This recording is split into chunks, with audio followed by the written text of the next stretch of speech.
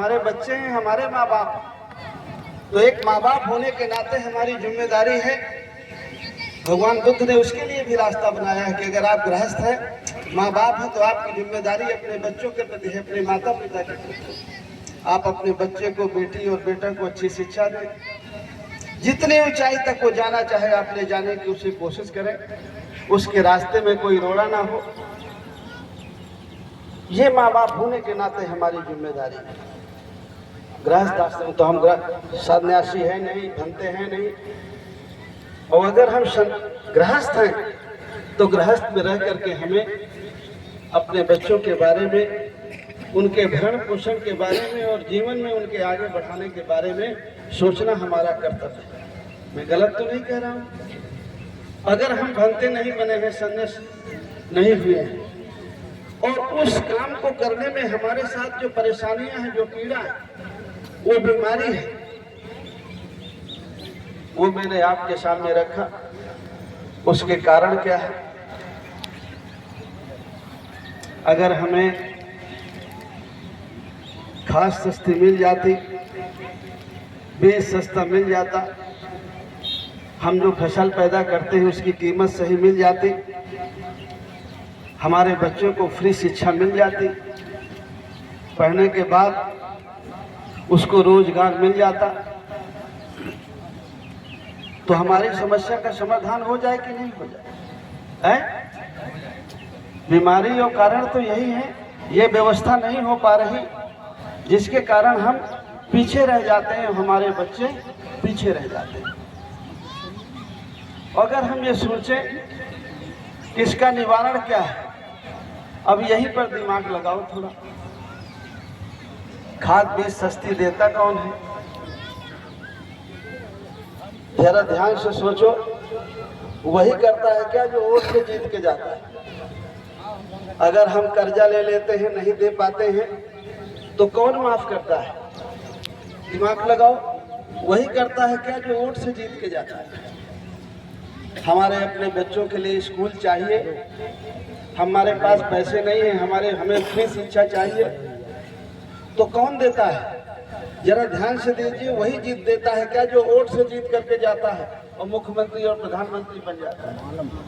जरा ध्यान से सोचो, थाने का दरोगा नहीं सुनता है, दिमाग लगाओ, उसी की सुनता है क्या जो वोट से जीत के जाता है?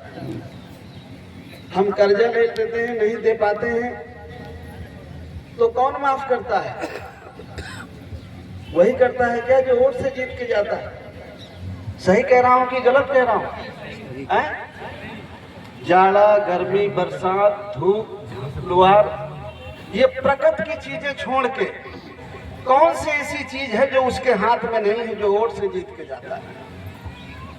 ध्यान करो, कोई ऐसी चीज है जो प्रकृति की चीजें छोड़ के, जो उसने कुदरत बनाई, कुदरत के अलावा कोई चीज ऐसी है जो उसके हाथ में नहीं है, जो वोट से जीत के जाता है? आप लोगों ने वोट का इस्तेमाल किया है, लेकिन वो वोट आपने जिताया है, लेकिन अभी और तक आगे तक जब जीत के जाएगा तो उसका असर आएगा। निवारण है, और निवारण के लिए एक मार्ग है, एक रास्ता है। अगर हम अपना दुख दर्द सुनने वाला, कोई गरीब का, कमजोर का बेटा, जैसे आप एमपी बनाए हैं, अगर ऐसे लोग जीत करके मुख्यमंत्री और प्रधानमंत्री बन जाएं, जो आपके बच्चों के बारे में पीड़ा रखते हैं, दर्द है उनके अंदर, किसान के लिए तकलीफ है, मजदूर के लिए तकलीफ है, अगर ऐसा व्यक्ति राजा बन जाए तो निवारण हो जाए, रास्ता बन जाए कि नहीं बन जाए? अगर हम इतनी बातों को अच्छी तरह से जान लें तो हमारी सारी समस्या का समाधान हो सकता है। आप लोगों ने बहुत दिनों बाद एटा में एमपी जिताया है, उसके लिए आप सब लोगों को बधाई। लेकिन आगे एमएलए के भी चुनाव आएंगे, उसके लिए भी आप लोगों को लगना है। सारा खेल वोट का है। अभी हमारे जिलाध्यक्ष जी बता रहे थे कि भगवान बुद्ध जब ज्ञान प्राप्ति हुआ, अपने विचारों को लेकर वो जगह जगह गए, लोगों के बीच में उन्होंने अपनी बातें रखी, लेकिन बहुत दूर तक नहीं जा पाए। 39-40 साल की उम्र में ज्ञान प्राप्त हुआ, 40 साल तक वो जिंदा रहे। उन 40 सालों में जहाँ जहाँ जा पाए हो वहाँ वो बात फैली, बड़े पैमाने पर नहीं फैली।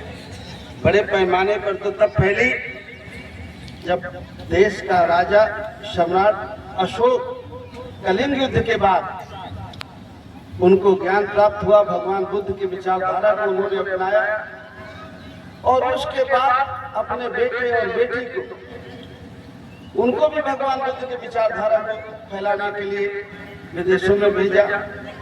राजकुमार महेंद्र को, राजकुमारी सुमित्रा को, और दुनिया के बहुत सारे देशों में गए।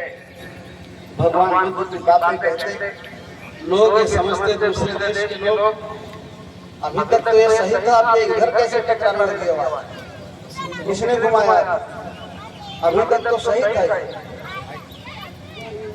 तो जब दुनिया के दूसरे देशों में जाते तो लोग ये सोचते कि सम्राट अशोक का बेटा आया है, चक्रवर्ती सम्राट की बेटी आई है, ये बुद्ध की बात करते हैं तो जरूर कोई बात है। और बड़े पैमाने पर दुनिया में लोगों ने भगवान बुद्ध के विचार को स्वीकार किया, अपनाया, और आज भी दुनिया के 50-60 देशों में भगवान बुद्ध के विचारों को मानने वाले लोग। ये अलग बात है कि हमारे देश से शुरू हुआ और हमारे देश में खात्मे के करीब आया। आज आप लोगों ने फिर से शुरुआत की है भगवान बुद्ध की चर्चा करके, तो ये तभी बड़े पैमाने पर फैलेगा जब भगवान बुद्ध के विचारों को मानने वाले लोग इस देश और प्रदेश के शासन और सत्ता पर, और जब तक शासन और सत्ता में नहीं होंगे तो तब तक डर डर के मनाएंगे जयंती, मूर्ति रखे कि न रखे, पुलिस वाला आ जाता है, एसडीएम परमिशन नहीं देता है, डराता है, धमकाता है। सही कह रहा हूँ कि गलत कह रहा हूं? सही बात है। और अगर राजा हो बुद्ध का मानने वाला, उसके विचार हो, तो फिर डर रहेगा आपको। तो इन चीजों को अपने दिमाग में बैठाने की जरूरत है। हमारी बेटी, हमारा बेटा पढ़ लिख करके डॉक्टर बने, इंजीनियर बने, एसडीएम बने, थानेदार बने, डीएम एसपी बने, ये सब तभी संभव है जब आपके बच्चों को आगे बढ़ाने वाले विचार के लोग राजपाट में जाए, सत्ता में जाए। वो तो चुनाव के मौके पर आते हैं, गांव-गांव में स्वयं सहायता समूह बनाए हैं हमारी बहनों का, चुनाव के मौके पर थोड़े पैसे दे देते हैं, थोड़ा लालच दे देते हैं, आप कहीं घूमते रहते हैं और हमारे घर का वोट फूल खिलाने लगता है। आपको लगता है कि नहीं, हम जो कह रहे हैं वही हमारे घर में हुआ है। आप गलतफहमी है, जो आप सोच रहे हो आपके घर में नहीं हुआ, आप कहीं और घूम रहे हैं, आपके घर का वोट कहीं और चला गया है। और हमारा वोट भी आजकल बड़े पैमाने पर तो गांव में बच्चे नशापत्ती करने लगे, ये भी हमें ध्यान रखने की जरूरत है। नए नए बच्चे जो 20 साल के हैं, 18 साल के हैं, 25 साल के, शराब शुरू हो गई है। हमारा वोट शराब में चला जाता है, थोड़े पैसे में चला जाता है, लोग डरा धमका के हमारा वोट ले रहे हैं। मैं सही कह रहा हूँ कि गलत कह रहा हूँ? और जो माँ बाप अपना वोट बेचते हैं पैसे में, दारू में, वो वोट नहीं बेचते हैं, अपना और अपने बेटी बेटे का भविष्य बेचते हैं। जब तक आप वोट बेचेंगे तब तक आपका बच्चे का भला करेंगे, और जिस दिन वोट बेचना बंद कर देंगे उस दिन देखिए आपकी किस्मत के कुछ मिलते हैं कि नहीं। आपने एक बार बंद किया, एक एमपी बनाया कि नहीं बनाया? अगर ये पहले बनाते थे आप, काफी दिन पहले, फिर वो चीजें बंद हो गई और फिर आपने एक नई शुरुआत की है। आप लोग जागरूक हैं, पहले से आप लोगों ने राजनीति जानी है, समझी है। मैं तो बड़ी बड़ी बातें छोटी छोटी आपके बीच में कह रहा हूँ कि मांगने और देने वाले में एक ही फर्क है। अगर आपको मांगने वाला बनना है तो वोट उनको दे दीजिए, तो वो देने वाले बन जाएंगे, आप कटोरा हाथ में आ जाएगा, आप मांगने वाले हो जाएंगे।